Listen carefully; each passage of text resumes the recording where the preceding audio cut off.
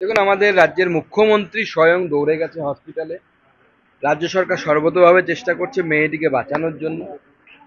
কলেজে যার বিরুদ্ধে অভিযোগ এসেছে তার বিরুদ্ধে সরকার অলরেডি ব্যবস্থা নিয়ে নিয়েছে।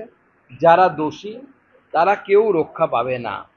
এখানে যার বিরুদ্ধে অভিযোগ সে বিজেপির লোক, এরকম এখনো পর্যন্ত আমাদের বিরোধীরাও সেটা দাবি করেন।